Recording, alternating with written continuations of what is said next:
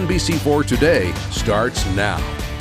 Good morning. Thank you for waking up with NBC4 Today. I'm Karina Cheung. Storm Team 4 meteorologist Bob Nunnally joins us. Bob, I was hoping to get a walk in yesterday for our first walk of the new year. Right. Couldn't get it in, maybe today. 2 people are in police custody after the shooting death of an off-duty Cleveland police officer. It happened Friday evening during an apparent carjacking. Cleveland police say Officer Shane Bartek was approached by a man with a gun. A community march was held yesterday in remembrance of Imam Mohammed Hassan Adam, who was killed last week. Hundreds of people marched along East Broad Street from the First Congregational Church all the way to City Hall to show their support and solidarity for the Imam and his family. Officials say a number of workers used the loophole, calling out sick while they still could, to protest the mandate.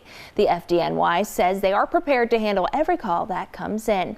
There's a possible breakthrough in the strike at John Deere plants across the Midwest. The company says it has reached a tentative deal on a new 6-year contract with the United Auto Workers Union. Tens of thousands of people in Colorado have been driven from their homes by a wind-whipped wildfire. There are some options out there if you still are looking for a test, but very few if you're looking before New Year's Eve.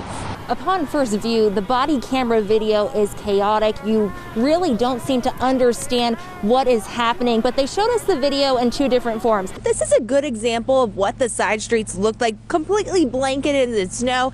And if you can see here, thick and heavy there. A spokesperson with Ohio Department of Health says 3.5 million of these kits have been distributed across the state to residents free of charge. Now, about half of these kits that have been distributed are thanks to a system that you'll find in every county. They're talking about texts like this, like, quote, "Yes, I am a school threat," and another one, quote, "I will shoot some teachers and some kids. I will if I go to prison again." Tragic. That's how Bishop Timothy Clark sees the death of 16-year-old Micaiah Bryant. You have to let or allow yourself to hurt, and then you have to learn from that hurt. I think so many times we don't do either of those. Police body camera video shows the teen was shot after wielding a knife during a fight. Bishops Timothy Clark and Harold Rayford are calling on the community to be engaged to learn from this. In many ways, we have failed our children. We must reclaim our community. When you see a 16-year-old or 16-year-olds that are feeling so frustrated and so angry and feeling that way, that's a reflection of our society. That's a reflection of not just her world, but our world. De-escalation, resolving conflict. That's what both bishops want to see more of. This is a situation where I can't imagine, being a police officer and getting out of the car and seeing all of this going on and making a split-second decision. Of course, we wish he would have used a taser, or we wish he would have intervened, another way. Clark says he prays for Columbus and everyone involved in this tragedy. He says he can see and feel the pain from every facet. The family, the community, and the officer as well. It's sometimes being angry and at the same time having human empathy, sympathy that allows you to see the other in a way that is not denigrating or disrespectful.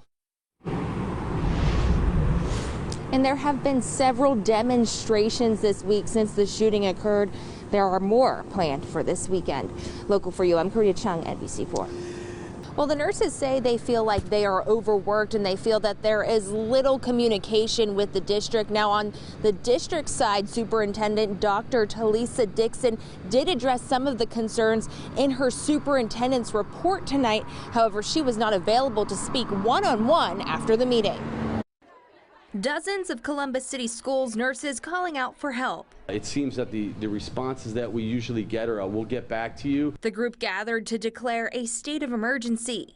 They claim they're overwhelmed by contact tracing, protocols, and little communication, which is impacting their daily duties. In the absence of a nurse, a secretary or a trained staff member is literally helping a child administer insulin.